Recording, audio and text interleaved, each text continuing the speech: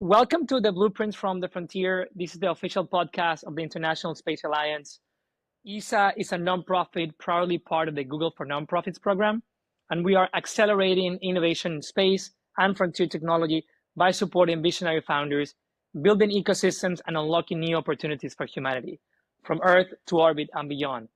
I'm your host, I'm Joaquín Paz, and in every episode, we go inside the minds of those building the future, founders, engineers, and ecosystem leaders who are reshaping how we live, build, and explore. In today's episode, we have an amazing guest. We are going to be learning about how to build decentralized space computing platforms, why satellites hold the key to real-time climate resilience, what it's really like to fundraise in deep tech and the pre-seed stage, and also some of the founder lessons from Rama and how what he wishes someone told him earlier. My guest today is Rama Afullo, co-founder and CEO of Satlyt, a startup using edge computing and AI to connect satellites in space and turn raw satellite data into actionable insights for industries like agriculture, insurance, and climate risk. Rama is a space systems and mechanical engineer at Google, Tesla, and SpaceX alum, and one of the few founders building not just from Earth up, but also from orbit in. So let's dive in. Rama, nice to meet you. Great to have you here. Oh, thanks for having me. Great intro. Appreciate it, Joaquin. Thank you. So let's start with kind of your origin story. That's some of the things that people always like to hear. Yeah. What led you to build Satlyt? I think it's an amalgamation of a lot of different things that have happened throughout my life, right? So through my life, so I'm Kenyan born. I've lived in 6 countries, lived in 3 countries in Africa, 2 in Europe, and been living in the US for the last 3.5 years. And I think through all of that, I've had a multitude of different experiences, right?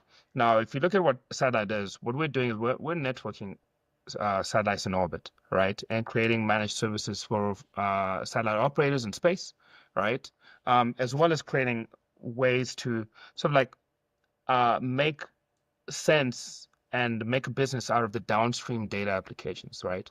So through my life, through my time at Tesla, I actually pivoted Tesla's business model at the time was in the energy products division. If anyone knows the Tesla Powerwall, and they were focused on the residential market in Africa. And I pivoted their business to focus on the small commercial market and in particularly to focus on the telecommunications market and replace diesel gensets and lead acid batteries with Tesla lithium-ion battery cells, right? And that is like where it begins because then I start to really understand sort of the telecommunications industry. Then when I was at Google, I worked in Google Ads, then eventually was in cloud engineering at Google. And when I was at cloud engineering, I got to see sort of the power of cloud computing, what you could do as a cloud architect, how you could work with a bunch of different folks.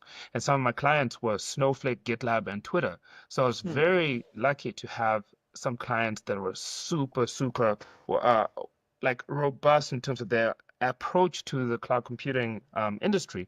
And Snowflake in particular, being sort of frenemies with all the large cloud service providers was like another model that I thought, oh, that's really interesting. And it was during this time that I actually pitched at a conference, the New Space Africa conference, where they were asking for folks for ideas of space startups. Like if there were 5 people who wanted to pitch, I decided to put together a pitch deck and actually just showed it to my team today for the first time because I'll be going to that same conference, this time being held in Egypt. It was held in Nairobi, in Kenya, the first time. And I sort of showed the team the pitch that I had. I have the video, I have the pitch deck, I have everything from 3 years ago. And that's really where the genesis of this began. And then finally, I thought, okay, if I want to start a space company, I have to be absolutely sure. And if I go to SpaceX and take a look, if they're doing something I find really, really interesting, I'll stay. If not, I'll go build my own business. And I think I've got a better shot as an ex-SpaceX engineer than if I'm not, right? Or as an ex-SpaceX product manager. So at the time, I was also pursuing a master's in space systems engineering at the Johns Hopkins University. Decided to drop out of that to join SpaceX because I got my green card and thought, okay, let's go see this. Joined SpaceX, wasn't particularly enthusiastic about all the Mm. things that were going on there at the time. I mean, great teams, but I wasn't very motivated by it. So I decided to quit SpaceX 3 months in, and I incorporated my startup the exact same day that I left SpaceX, which was 9th of July last year, right? Awesome. And one more piece of law there is that I actually bought the domain, the original domain for Satlyt for the business, satlyt.com, I think at the time, but we use the .ai as our default right now. I bought that 9 years ago, right? Even Wow. before uh, like as I was starting my time at Tesla, I had a feeling I would build a space tech startup at some point in the Mm. future, and I had a feeling I'd have to do the satellites. So that's really so when you pull these big things together and you pull sort of the background engineering, pull the Tesla telecom stuff, the cloud stuff at Google, and Mhm. also startups in AI at Google, and then finally the SpaceX being a product manager for Starlink. Pull them all together, I think it creates a Mhm. perfect recipe for exactly what we're building. Rama, a few things that I want to highlight. I've seen a lot of startup websites. Something that really stood out for me from your website is that you have your story right there. Yep. That line, that timeline of how everything came together is really interesting. I haven't seen that before, so I invite people to go on your website that I'm going to leave later on the comments so for them they can go. And also something I read recently. Congratulations on going into the finalists, right, of the Snowflake uh, challenge. So great. Yep. Can you tell us a little bit more about that? Just going off script a little bit. Yeah, no, no problem. I think Snowflake, like I mentioned, it's like a full circle moment for me because I used to be their technical solutions consultant on behalf of Google Cloud. And now they're recognizing my startup as one of the top 10 startups out of thousands and thousands of startups that applied the business in for the Snowflake Startup Challenge. So they've announced it on their official website. We're in the final 10. We'll find out the next week or so if we're in the final three, and we'll be pitching on stage at that point. But when the final 10 has been announced, it's official that our startup is one of 10 startups that Snowflake sees to have the most aptitude to build a significant business on the Snowflake stack, which is really just a distribution of a whole bunch of other sort of data warehouses and sort of cloud computing stacks across the large cloud service providers. So uh, really So cool. like Snowflake, love their journey, love what we're doing there, and fingers crossed we'll find out this week or next about whether or not we're in the final three. That's so amazing. Rama, let's go a little bit more into your company, right? So What is different? What are you offering that is different in the space, other ecosystem of startups, in deep tech, in AI? What do you think is your main yeah, edge? yeah. So I think the first thing is that a lot of folks in space talk about interoperability. Not enough folks do actually do something about interoperability. And what we mean by that is being able to have satellites be, in any spacecraft really, be able to cross communicate with other satellites. Right Hmm. now, believe it or not, most satellites are built pointing down. So they don't have the ability to cross link. They can send data up to the satellite from the ground here on Earth and send the data down from the satellite back down, and a good chunk of that data is lost. Like it can be up to Hmm. 99.9% of that data is lost or is useless, right? Wow. So we're trying to figure out ways to create this inter-satellite network um, where folks can be networked with each other. They can cross-link. They can monetize the excess computational capacity up in orbit, right? And that actually is a big deal for them because they can also use each other as relays. If there's cloud cover that's stopping you from being able to send your data down, you can send that data over to another satellite for it to send that data down on your behalf, Mm. right? Relay. You can do so many other things. You can train AI in space if you wish, right? You can federate satellite systems, right? And federate sort of different ways for you to work with these satellites. But what's even more unique in terms of what we're doing is we can think of that system of monetizing the excess resources as Airbnb for space compute. But below that, downstream of that, we can then take this access to data and we can create apps, real-time apps, applications. So, for example, right now we've created our own application off of that. So we're Mhm. practicing what we preach. It's called Yeah. AgriSat, where we can use predictive analytics, right, that we get from this inter-satellite network. Um, and use that for crop yield, right? Or for any sort of predictive analytics and AI inference, using AI inference for folks in the agricultural space, right? And that's taking off, right, as well. So I think what we end up doing is creating an open ecosystem, right, that's horizontally integrated and anyone could play into, versus the current idea of always creating a closed ecosystem, vertically integrated, doing everything yourselves, right? So that's our It's idea. amazing. That's so cool. Rama, just top of mind, just thinking about you mentioned, how do you think these big players, like the hyperscalers, the Googles, the Amazon, right? Do you think they're gonna compete anytime with these type Yeah. of technologies? What do you think? Well, we're hoping to partner with all of them, right? Yeah. We don't necessarily see them as competition, to be honest. For me, anyone who's building anything to do with data centers here on Earth or in space can be a node in our ecosystem, right? That's the beauty of us being a software first model, right? Is that we can ingest basically anyone, hardware, software. We can ingest you into our overall ecosystem. We've got a containerized module that can do that, right? And folks would actually benefit from it. So I think first mover advantage is super helpful in that regard, right? That said, Mhm. I mean, AWS definitely have their own data centers in space plans. They've actually demonstrated a data center in space, I believe, with deorbit a couple of years ago.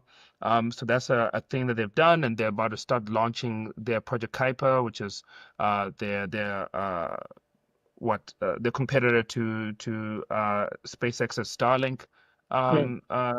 constellation of satellites. So they're about to launch 29 satellites. They're supposed to launch it last week. We'll see. But the fact that they're ready is a good sign. And of course, since they've got Jeff Bezos both on the Blue Origin side and on Amazon, I Mhm. imagine they're getting a pretty good deal on launch, or maybe not a good deal at all. I don't know. They probably find a Yeah. way to make this work, right?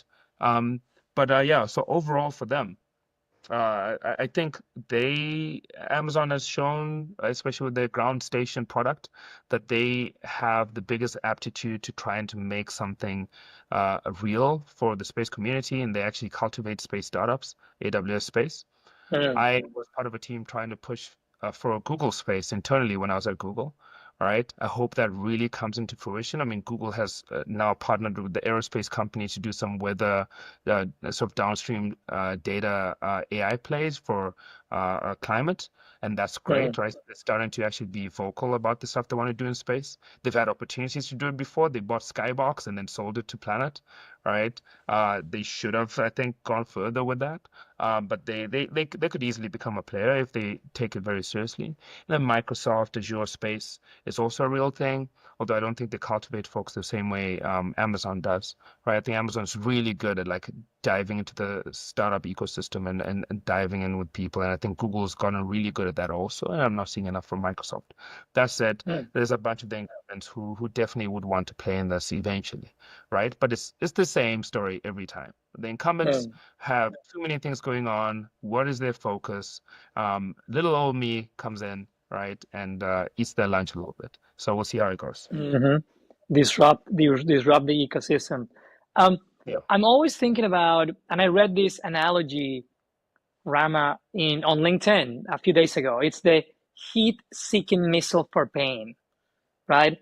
It was this analogy from Sequoia that the best technologies, the best PMs out there are always looking for the burning pain of the market, because when the market has that burning pain available, the market will listen, right? What do you think is that burning pain that you're trying to solve? I remember we talked Yeah. about, it's something that really for me was eye opening.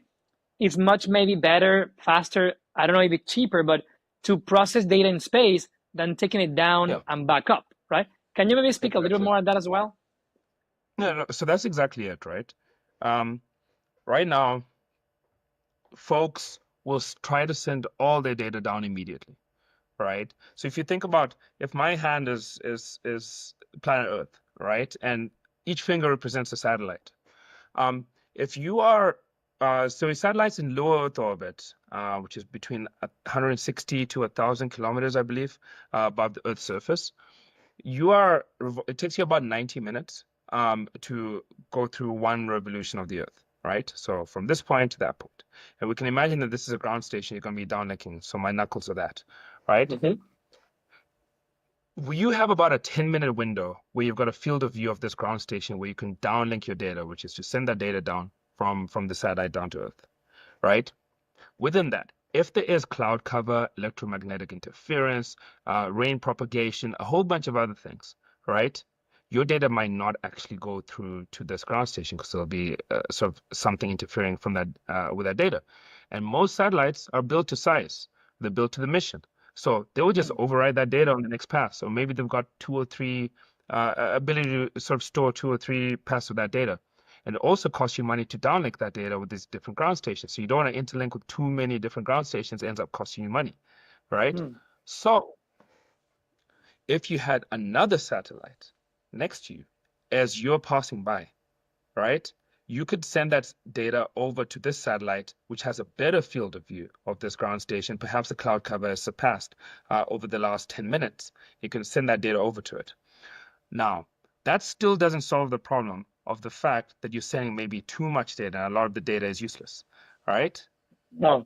Now we get to the point where we're like, well, what could we do if we actually had the technology across all of these satellites? Let's say now we've got these 5 satellites hovering around quite close to each other, relatively speaking.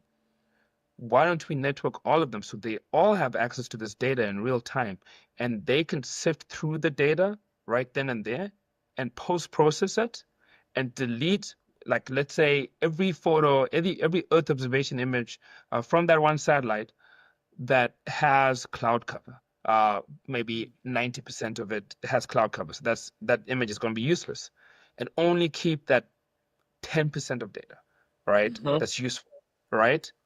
Do all of that and then also act as a relay and send that data down, right? I Oh, think wow. that then gets super interesting, right? So that's like, I mean, I just got off of a phone call, one of the Mm. veterans of the space industry, right? One of the first employees of SpaceX was helped do a lot of things in the space industry already and is building out his own startup. And he was like 99.9% of data coming from satellites are useless, Wow.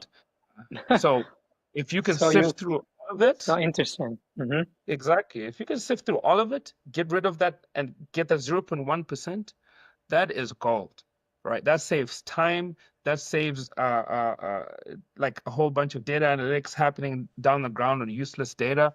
It saves so much money, and saves people from service level agreements that could be millions and millions of dollars. So all around it's a winner. Oh my God. So interesting, Rama. Um, let's go now to a little bit of the founder playbook that I think Sure. everyone is also very interesting because this space is interesting because it's different, right? It's not the consumer playbook. It's not the B2B playbook as it is, right? It's a different type of playbook. And that's why this podcast is all about. It's understanding your learnings from building on the frontier of space. What has Sure. been the most challenging moment so far in your journey and how did you overcome it? Yeah, I think honestly, every single day has very high highs and very low lows. And if you let it, you can actually sink into the lows much more than you can let the highs take you up, right? Hmm. Um, and that's like everyone talks about it, but genuinely, founding a company can be depressing, right? Hmm. It can get you. I've been doing this for the last 9 months now, right? There's times when we didn't know whether or not we'd actually have money for the business. There's disputes with different folks wanting you to go in a different direction. There's Hmm. having to let people go from your business. There's thinking for sure that you've got something you've applied for lockdown and everything's going to be great, and then you get rejected, and then Hmm. your biggest competitor gets it, even though they're not a fit. They just happen to have raised more money than you, and that gives them more access. Like that happens a lot, Hmm. right? And this isn't like unique to my experience. It's unique to everyone's experience. I think it's it's very challenging on a daily basis because, like, for example, today's tax day, right? I Yeah. just had to file a P&L properly for the first time in my life last night, right? And pull that together. But at the same time, I'm dealing with, I'm also HR. I'm also making sure everyone's getting paid. I'm also trying to move the business forward. At the same time, I'm fundraising. At the same time, I'm technical. So I'm trying to sort of give sort of technical feedback on the tools, but then also starting to worry that, hey, maybe I'm not uh, diving deeply enough on the technical side because I've got a head of engineering who's great, right? But then where do I lose my grip? I think one of the Yeah. big things was I read this book a few years ago called The Founder's Dilemmas.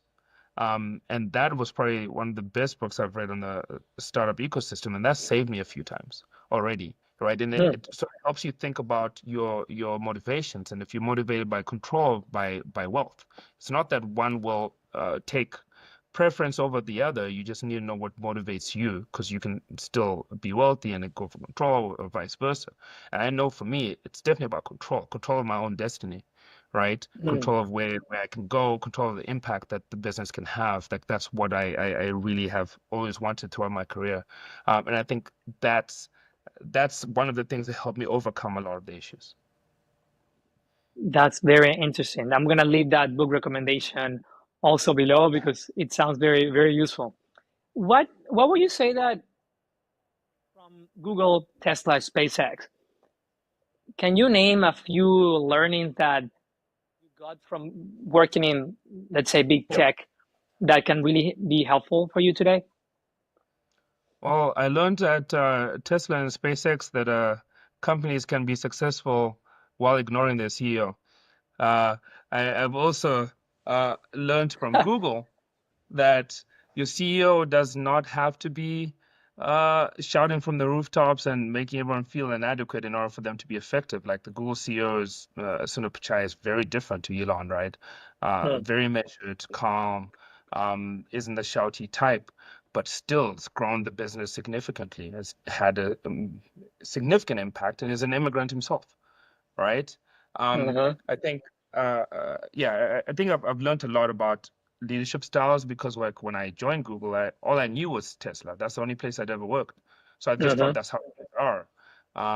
And at least I got to know that things aren't like that. But at the same time, I've also learned the value of, I think one of the big things that I learned was you can be an entrepreneur internally at any of these organizations, right?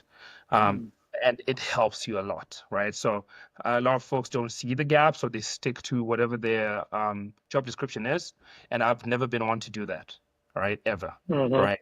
I do my job, but then I do the 50% extra that I think will be super impactful and is actually interesting to me. Like at Uh-huh. Tesla, the pivot to the telecommunications vertical, I did not have to do that, right? But I found it super interesting, and I thought there was a better business case, and we're getting $100 million a year deals like being offered to us, right? For folks to buy power walls for their base stations. And then you end up finding yourself on site in Nigeria or in I came here to the Bay Area with that as well, like, working with clients. Uh-huh. Even at Google, like Google's Africa apps business, like I just took that as what they call at Google a 20% project and just built it out and did something I think that was really cool with that and grew that business significantly.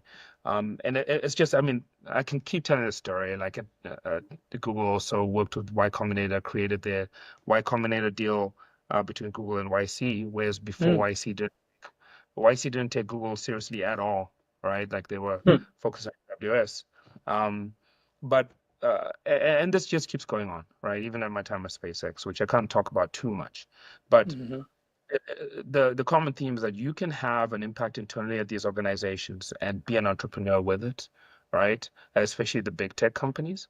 I think in the past more so than now, I think they're starting to just get everyone focused on their job and only their job, right? Almost mechanically so, right? Mm. But there's still avenues for that. So the only person holding you back is you, and maybe a terrible manager or two, but uh, like if you've got a really bad manager and you're doing a job you don't enjoy, do your best to get the hell out of that job and shift jobs as Mhm. well. I did it enough times myself when I had a really bad manager. I just make my case and then keep it moving. So useful, very tactical and useful for the audience. Let's talk now about what's next for Satlyt. Rama, what do you see the next 12 months, 18 months, and what's your long-term vision for the company?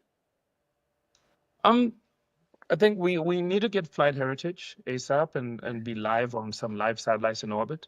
All right. So I think that's maybe the next thing for us as well. I mean, we're deploying one of our own apps. So that's clearly in the very short term, like something we want to do this month. Um, but be live on some satellites in the next within this quarter, right? That would be great. Start working with folks who are like putting up their own satellites to help them network with each other. Like, want to do that this year. We've raised a pre-seed round. Probably going to raise a seed round in the next 3 to 6 months. We'll Mm-hmm. see. Continue to grow the team, but in a much more measured way. Hire slow, fire fast, right? It's a brutal it's the brutal nature of things, but uh, I don't know. I fear it's hardening me way beyond where I want it to be, right? But it's hard to not be when you're thinking, when you can see sort of the bird's eye view of what's going on at the organization, right? And you've got a specific goal.